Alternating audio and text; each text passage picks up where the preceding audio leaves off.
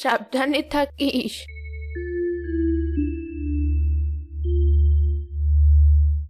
আজকাল ভালো আর বড় মাছের দেখাই পাচ্ছি না। ভাবছি এবার নৌকাটা নিয়ে নদীর আরো গভীরে যাব, তাহলে যদি কিছু মাছের দেখা পাই।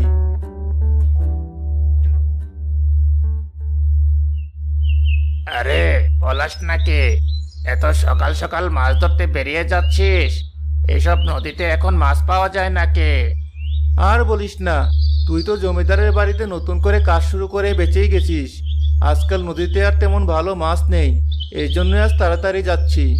ঠিক আছে, যা, ভালো করে মাছ ধরিস। তোকেও তো বললাম এসব জেলের কাজ বাদ দিয়ে জমিদারের কাজে লেগে পড়, মাস শেষে ভালোই মাইনে পাওয়া যায়। না, আমার বাবাও জেলে ছিলেন, আর তার বাবাও জেলের কাজ করেই সংসার চালিয়েছেন। আমি এভাবে অন্যের বাড়িতে কাজ করতে পারবো না।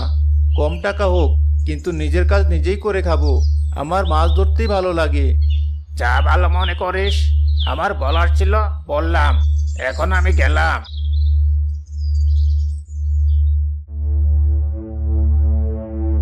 শখ কত!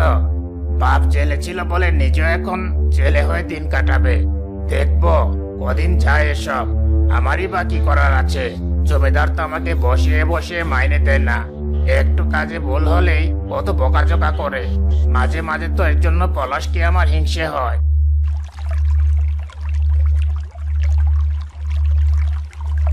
মোটামুটি গভীরে তো চলে এসেছি। এর আগে কখনো এত দূর আসিনি। দেখি এখন যদি ভালো কিছু মাছ ধরতে পারি। বেলা বাড়তে থাকে, পলাশও অন্যবারের তুলনায় ভালোই কিছু মাছ ধরতে পারে।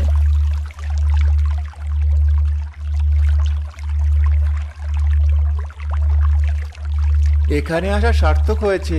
অর্ধেক বেলার মধ্যে বেশ ভালো কিছু মাছ ধরে ফেলেছি।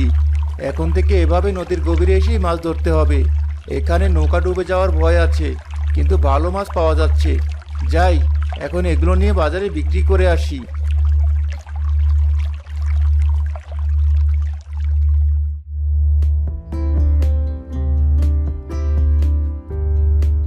মা, আমি ফিরে এসেছি। আজ তাড়াতাড়ি গিয়ে ভালোই হয়েছিল। এই নাও, তোমার ওষুধ নিয়ে এসেছি। কি দরকার ছিল আমার জন্য ওষুধ আনার? আমার তো এমনিও বয়স হয়েছে। এখন আর ওষুধ খেলেই কি আর না খেলেই কি? তোর বিয়ের বয়স হয়েছে, বিয়ের কথা চিন্তা করেছিস? কি যে বলছো মা! আমি তো নিজে যে মাছ ধরে বিক্রি করি, সেটা দিয়ে কোনো রকমে আমাদের দুজনের দিনকাল পার হচ্ছে। এর মধ্যে আরেকটা মানুষ বাড়লে আমি কি করে সংসার চালাবো? তাই বলে কি বিয়ে করবি না? তোর সাথের সবাই বিয়ে করে ফেলেছে, কয়েকজনের তো সন্তানাদি হয়ে গেছে। এবার তোকে বিয়ে করতেই হবে। আর আমার ওষুধের পেছনে টাকা খরচ করা বন্ধ কর, কিছু টাকা জমা। ঠিক আছে মা, তুমি যেমনটা বলবে আমি ঠিক তেমনটাই করব। তবে আমাকে কিছুদিন সময় দাও। এখন আমার হাতে একদমই টাকা পয়সা নেই। কয়েকদিন ভালো করে মাছ ধরি, কিছু টাকা পয়সা হাতে আসুক, এরপর না হয় বিয়ের কথা চিন্তা করব। আজ নদীর গভীরে গিয়েছিলাম, তাই কিছু ভালো মাছ পেয়েছি। কাল ভাবছি আরেকটু গভীরে যাব, তাহলে হয়তো আরো বেশি মাছ খুঁজে পাবো। ওই ভাঙাচোরা একটা নৌকা নিয়ে নদীর অত গভীরে যাস না।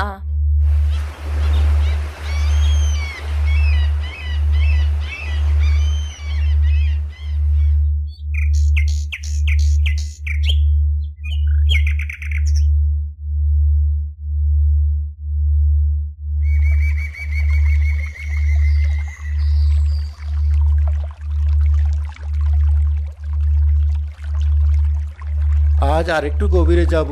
কাল যে মাছ ধরেছি তা দিয়ে তো মায়ের ওষুধ কিনে সব টাকা শেষ। আজ আমাকে আরো বেশি করে মাছ ধরতেই হবে। পলাশ নদীতে তার পুরনো নৌকা নিয়ে এগোতে থাকে। হঠাৎ নদীতে প্রচন্ড ঝড় শুরু হয়। এ কি হচ্ছে? এত ঝড় কি করে শুরু হয়ে গেল? আমি কি অনেক গভীরে চলে এসেছি? কিন্তু আমার এই পুরনো নৌকা তো এই ঝড় সহ্য করতে পারবে না। হে আল্লাহ, আমাকে রক্ষা করো।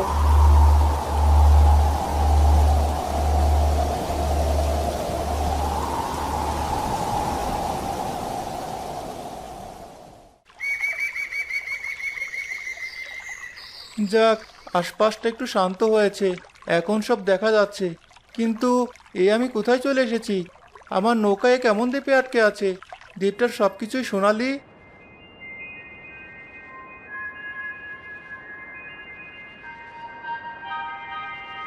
এসব আমি কি দেখছি?